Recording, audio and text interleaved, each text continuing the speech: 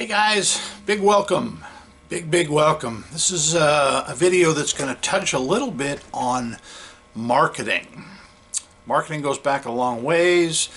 Call it salesmanship, whatever you want to call it, but if you cannot market yourself, if you cannot market your service, you're going to have a tough go of it. People ask all the time, gee, how do I get locations?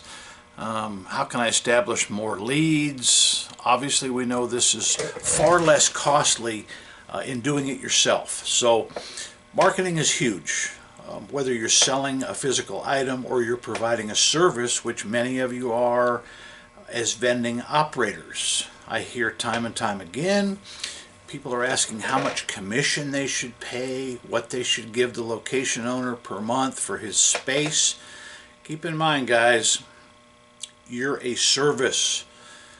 Joni's vending service, Frank and Family's vending service. Always have that on your card, and when people ask and you have handed your card to them, I don't have a card handy, you point to that last word that says service. You are bringing them something.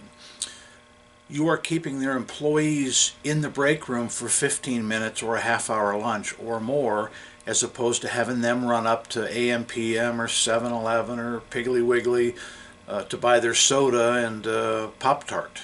So guys, you need to sell yourself. Don't pay commissions. Certain locations, you're not going to get around it. They're greedy. Motels and hotels are probably the worst, but you get a lot better vend prices. Back in the early 80s, soda was $2.12 a case, and I had a chain of motels in the Bay Area. I had 11 of them, and I grew with them. I started out with 7, and then they added, 4 more over the next few years. Those 11 motels really enabled me to buy my first house. So soda was $2.12 a case. It's less than a dime a can. We were selling them for 75 cents a can. Weekly service on about 8 of those spots. Twice a week service on the other 3. And the vend price was 75 cents, as I mentioned, but I had to give up 25%. Big deal. You're giving up 18 3/4 cents. Look what you're getting. Could you imagine making that? A lot of people don't make 50 cents, 60 cents profit on a can now. Bottles are worse. So to keep your profits up, guys, keep those commission spots down to a minimum. There are several of the veterans on our groups, and you will hear them time and time again. They might have 40 spots and they don't pay a single commission. So it's best pass on those locations that you're only going to break even in. Let them find another vendor. You don't want to be in this business just for fun. You want to be in it to earn a profit. So now let's talk a little about and to my wholesale people.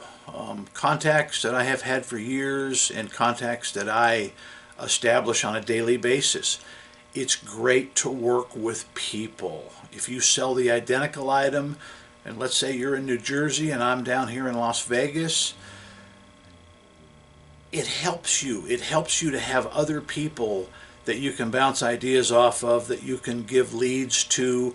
Maybe you're short on supplies. Maybe you need something. It's far better to pass that customer on to somebody else that can fulfill their needs today. Now, back 25 years ago when I had a hobby business, I was in Reno and I had a tropical fish store. We fought and fought and fought, and this is before Facebook groups and everything else.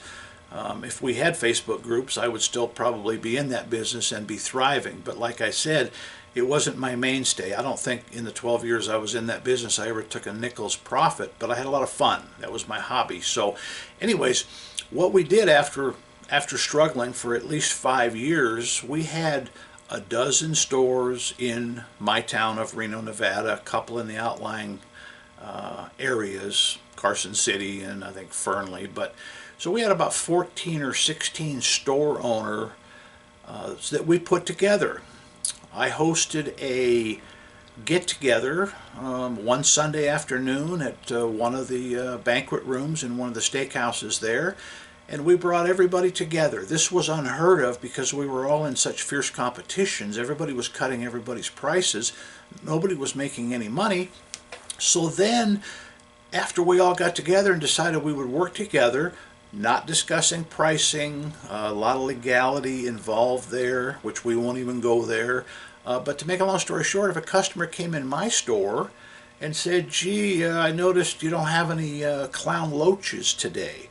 Yeah, but I think HUD around the corner, or Larry, across the street, let me give them a call and see if they have any. Yeah, Larry has a tank full of them for $2.99 a piece. So helping your customer is what I'm getting at, guys. The long and short of it is, the better you get along with people, the better the outcome in the long run.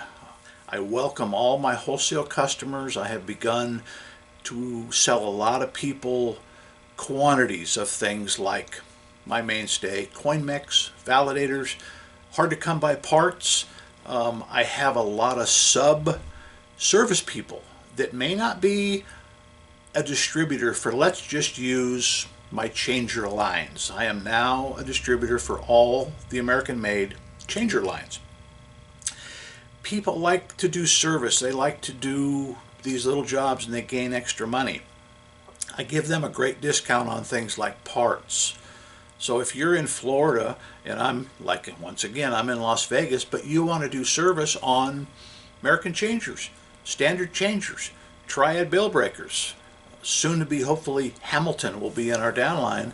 I want to work with you. I can't have all the business. I can't sell all the parts, and I certainly can't do all the service.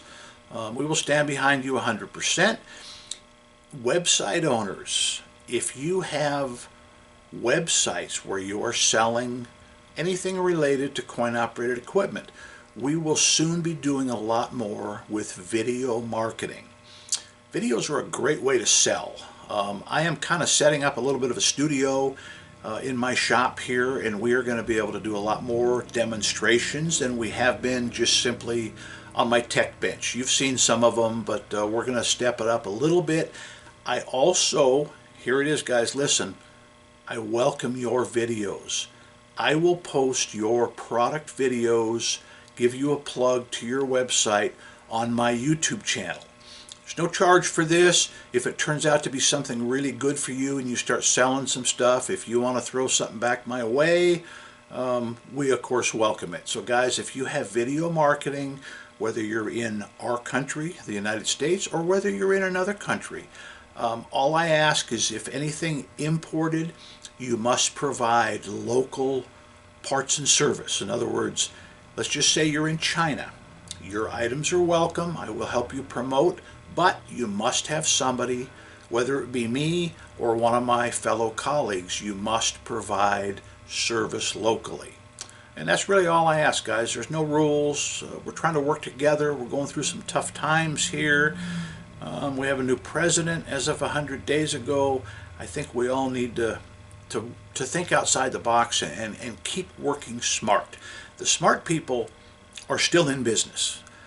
The ones that were not as sharp, they're no longer around. They have sold out. They've realized this is a lot of work being in the vending or amusement business, and they're no longer around. So that just makes it better for the professionals. Guys, I'm going to wrap this up without getting too lengthy. If you have any questions for me, post them down below. You know I'm easy to get a hold of, but I do welcome your inquiries about working together and marketing together.